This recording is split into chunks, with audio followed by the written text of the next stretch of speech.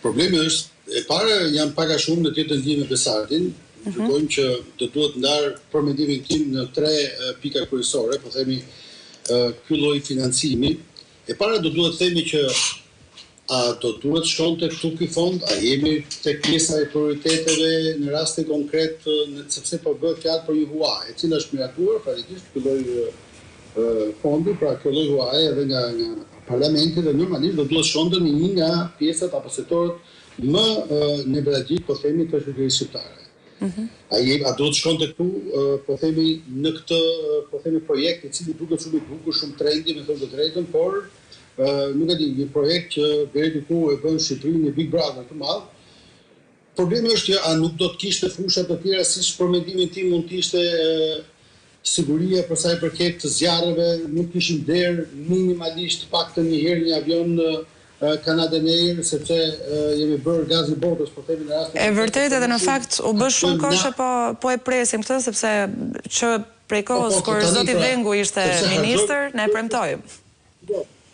Harxojmë më shumë, po themi, karburant me helikopterin, se sa ajo kove ujë, po themi, që hedhin për të shkuar zjarret, që është pothuajse inekzistente. E para kjo. E dyta, ka një politikë dhe ka një qasje kjo majorancë faktikisht nuk është tashmë. Unë besoj që është e qëllimshme me dashje që ka të bëjë pikërisht me ato që i bëhet fondeve në këtë vend, fondeve publike, që ka të bëjë me fryrjen e po themi të shifrave, pra fryrjen e fondit limit në mënyrë që realisht që të vjedhet sa më shumë. Do duhet ta themi troç. Kjo duket në rrugët, pra në ato që jepën koncesion, në çfarë do lloj sektori merrni gjithçka, është madje më shumë se sa media europiane. Është fatkeqësi, po themi, ta themi gjë të tillë, por ja që po na ndodh. Në çdo lloj investimi që bëhet në vendin tonë, në çdo lloj prokurimi, nëse do merrni, po themi, në aspektin paragonal ose krahasimor, do të shikoni që realisht ne jemi shumë më lart se sa Europa. Pastaj cilësia ose po themi pasuria që vjen pas të kuptimin e kryes punës është skandaloze. Pra kjo është e dyta. E treta pastaj është siguria në kuptimin e asaj që ne do duhet të quajmë një proces fair, pra një proces të ndershëm që ka të bëjë me tenderimin, që qysh nga momenti që ka dalë skandali e Akshit, unë besoj që kjo punë është mbyllur. Pra që do të thotë që gjithçka nuk të ndërhyet dhe për të përgjigjur dhe pyetjes tuaj, do të thoja që edhe pse në administracion parashikohen këto lloj raste, po themi, të jashtëzakonshme, nuk jemi përpara një rasti të tillë. Sepse këtu në Shqipëri fatikisht për të artikuluar, për të kanalizuar, po themi, rastin kuptimin e një emergjencë caktuar, çfarë nuk ndodh, siç është rasti financimit fatikisht edhe për koncertin e Kanye West. Pra, për mendimin tim, është një qasje që ka kjo majorancë, faktikisht në lidhje me abuzimin që bëhet me fondet publike, duke fryrë sa më shumë ata, dhe normalisht 1% shumë e vogël më pas hidhet për investimin. A do duhet që edhe Shqipëria fatikisht të projektohet pikërisht në sigurinë e tjera, edhe unë besoj që po, por këta shifra janë alarmante, janë shifra shumë të fryra dhe nuk përgjigjen absolutisht atë qëllim fatikisht që ka pasur të paktën edhe legjislatori në rastin konkret, për sa i përket pikërisht të projektit specifik. Dukoj që kemi të bëjmë dukshëm me një tender me flamur të kuq, që ndoshta në ditët vijim mund të shikojmë edhe të reja të tjera. Meqense jemi tek shifrat, edhe pse analizat krahasuese në fakt flasin për një diferencë të konsiderueshme mes kostove të këtij projekti edhe çmimet përkatëse në tregun ndërkombëtar. Ka element këtu që kërkon një hetim të pavarur financiar dhe për sa kohë kryeministri thotë që është i bindur, pra qeveria thonë se çmimi është goxha konkurrues. Pse nuk publikohet një analizë plot financiare, specifikime teknike që justifikojnë çdo dollar për këtë projekt? Zoti Çaça? Unë besoj që kjo, tani më thuaj çfarë është transparente në këtë vend. Po marrim edhe atë, po themi çfarë kush ishte indice edhe për sa përket kësaj proteste të jashtëzakonshme në kohën e fundit qytetare. Ishte pikërisht se mungon një transparencë për një projekt caktuar, për një investim caktuar strategjik, në cili faktikisht në rastin konkret nuk është se është anatemuar në, po themi, imprimis për faktin sepse kemi bënë investim të huaj, të madh etj. E para që, po themi, është sulmuar, është kundërshtuar, ka të bëjë me faktin që nuk ka transparencë, pra nuk ka transparencë sepse ashtu siç e koncepton ky kryeminist, po themi këtë tavën e madhe, këtë tepsinë e madhe, të Shqipërisë është që ai mund t'i ndaj, mund t'i jap ato copat si ai e ka menduar dhe ka gjykuar, po themi, për mik, për qoka e tjera. Problemi më i madh është që nuk ka transparencë jo vetëm në këtë. Unë besoj që në programimin publik duhet të reformë thellë. Kjo qeveri nuk e bën më, po themi ka dështuar totalisht.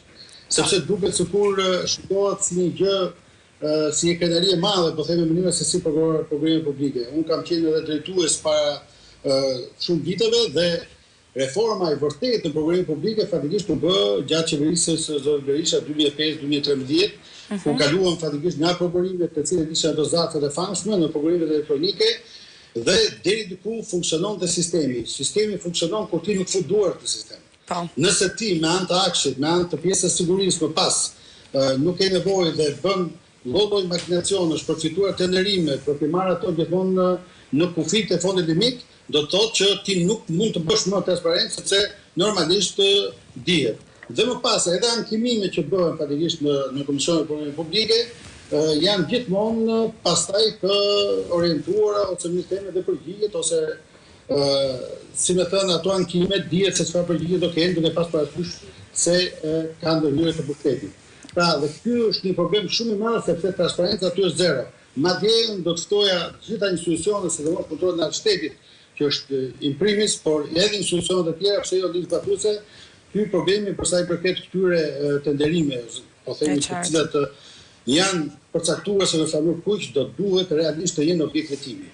Ka ardhur koha që nuk mund të vazhdojnë paratë qytetarëve të taksaruar, sidomos ata që madje kemi bërë paratë të cilat janë marrë ua për të bërë një investim të rëndësishëm për ndryshuar jetën e qytetarëve dhe në fakt shikohen vetëm thjesht si një fond për t'i ndarë dhe për t'i futur në xhepat e tyre.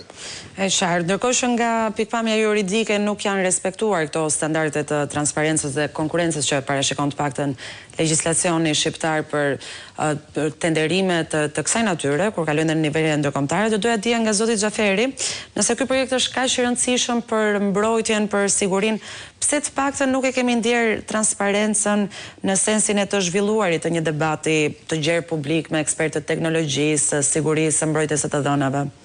Apo normalisht kjo ka mbaruar prej 2017-s, pra unë kam deklaruar dhe herë të tjera që Shqipëria është qeverisur shumë mirë shumë mirë, qeverisur më mirë kur ka pasur qeveri me koalicion.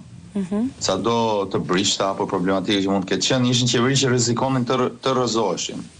Dhe kur rrezikohej të rrëzoheshe, kishte edhe pak më shumë transparencë, shumë më shumë debat publik, prezencë të kryeministrit në seanca plenare që të shkonte tek le të themi parlamenti që është përfaqësuesi i popullit për të përgjigjur çdo lloj debati, sado një kryeminist Rama është munduar të përgjigjë me vulgaritet.